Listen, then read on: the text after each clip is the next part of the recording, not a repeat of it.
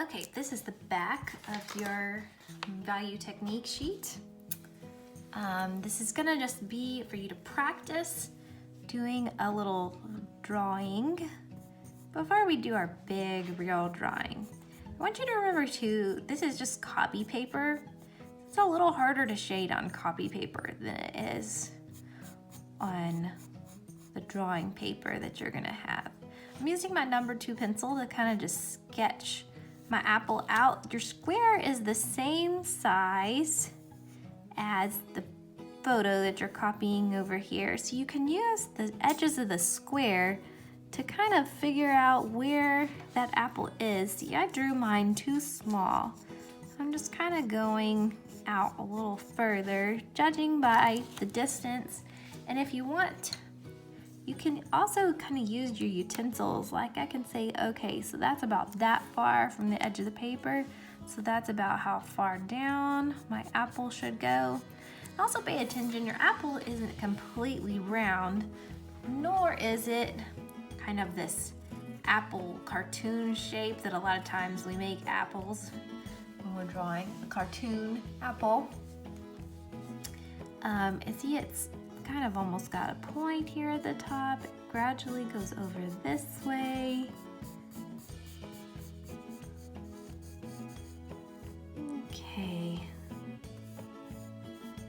I think I'm happy enough with that shape. I'm gonna just erase really lightly a little of that, especially over here. I didn't want all this dark there where my highlight's gonna be. Okay, now you can kind of put in, if you want, where the little stem is gonna be.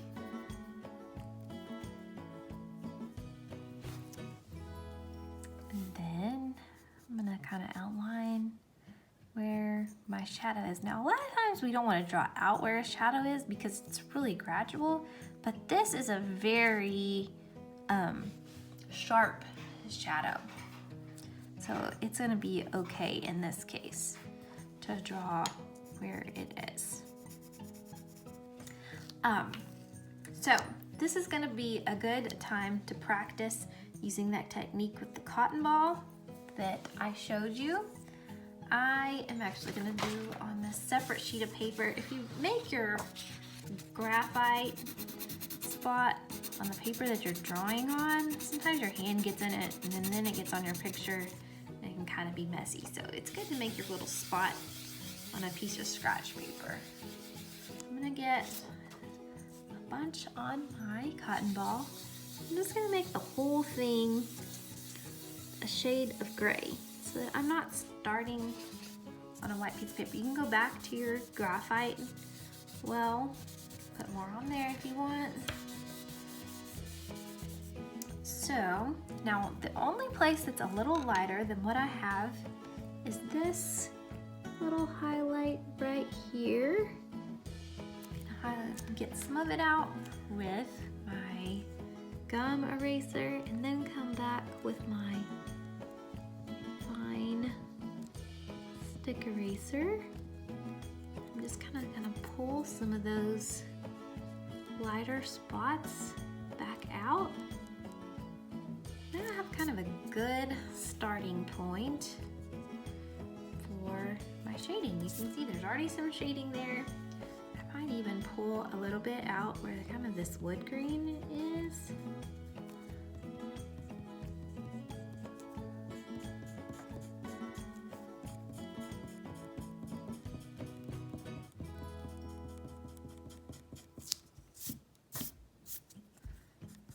You can see when you're comparing, the background is quite a bit lighter than the apple.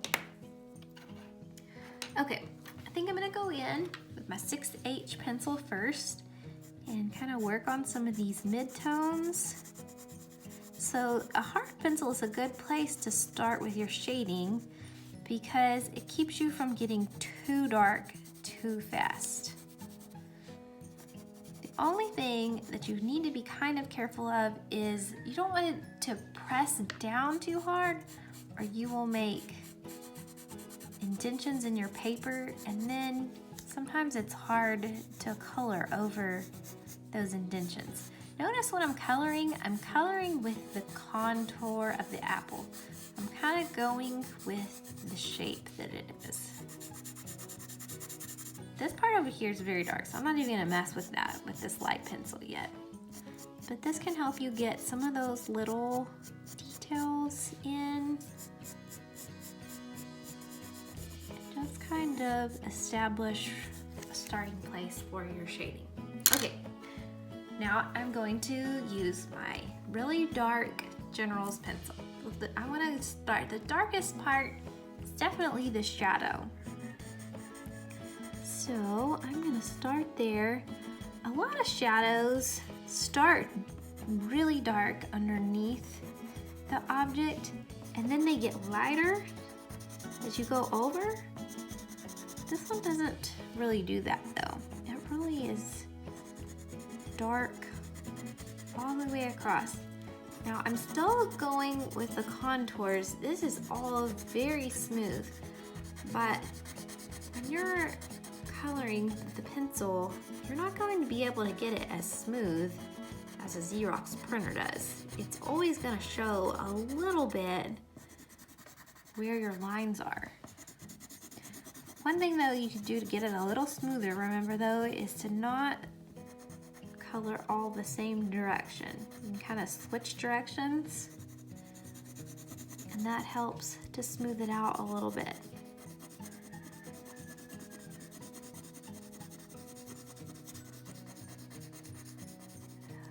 Okay, got that pretty dark. So now I'm gonna start on this side of the apple. This is the darkest part. You just wanna be careful. Remember to not get it too dark in the places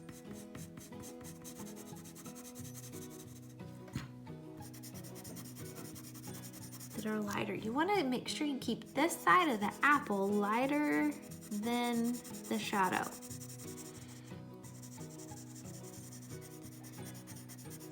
Good to try to make your shading as smooth as you can with your hand before you start using the stump. The stump is a really great tool for smoothing it out, but it's not going to be able to smooth it out completely. So if it's really, really rough before you use the stump, you're still going to be able to see some of that roughness.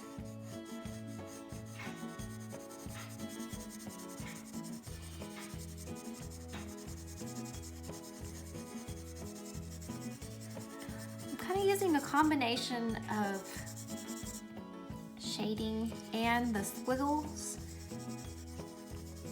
So I'm mostly shading, you know, with the contours of the apple and then kind of going back and smoothing with kind of a little squiggly motion to make it really smooth.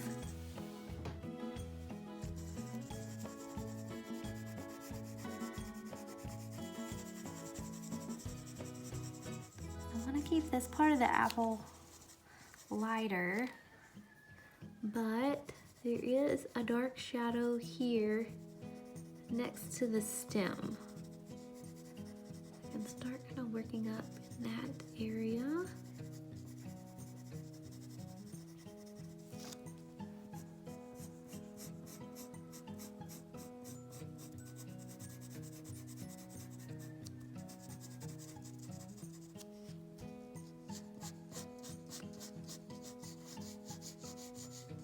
You can see some of those contours in there.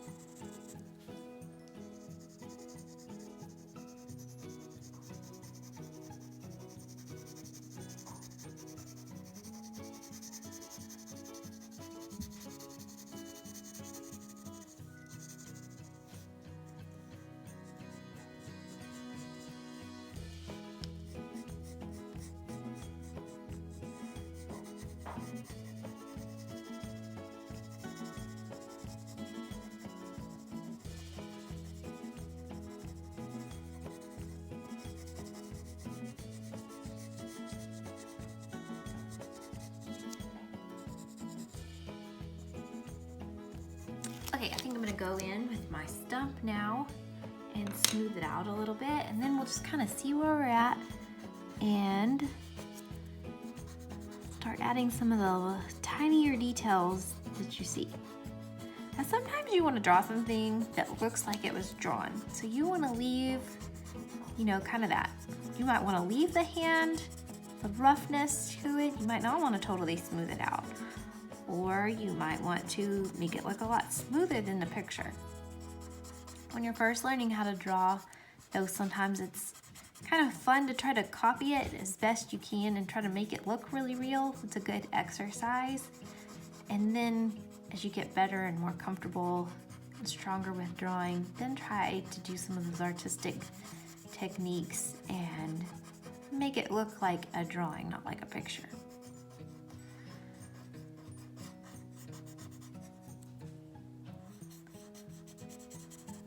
So you can kind of see how it's not going to completely smooth out with the stump.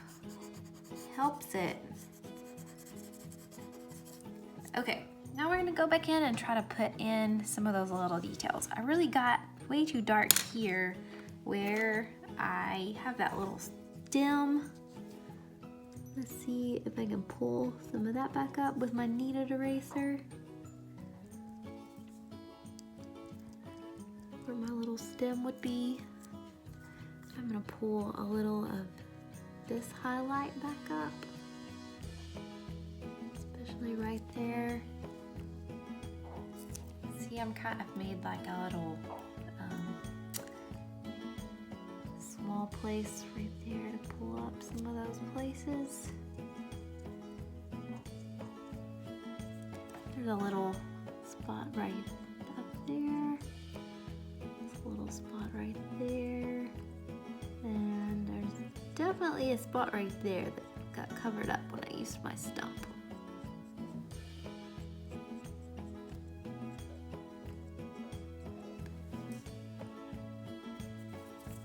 Go back with my stump and smooth some of that out. I think one thing that kind of frustrates people when they're first learning to draw is they don't realize how much back and forth there is. It's not going to look perfect within your first 5 minutes of drawing. You have to go in and put down graphite and then take it up and put it down and take it up until it looks right.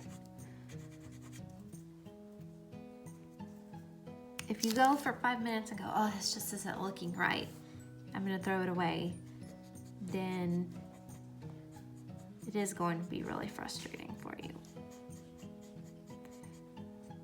Here in a little bit, I'm probably going to stop talking and just speed this up just so the video isn't quite so long.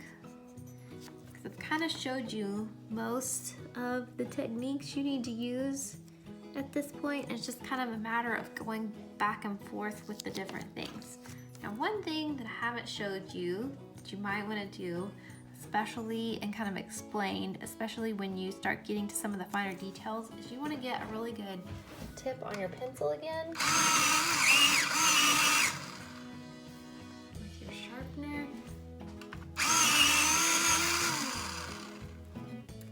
And go in and do these little fine details.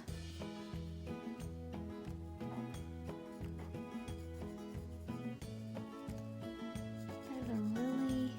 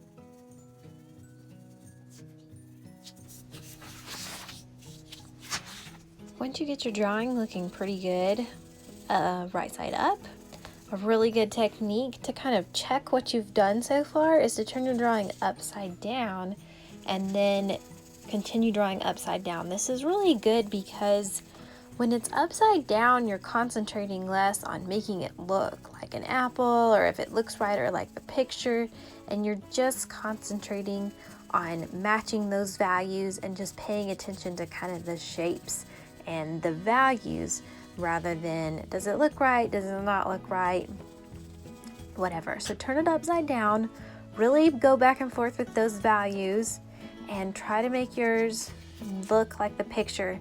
Don't be scared to add those really dark values. That's the mistake a lot of people make when they're drawing, and it makes your drawing look not as realistic as it could.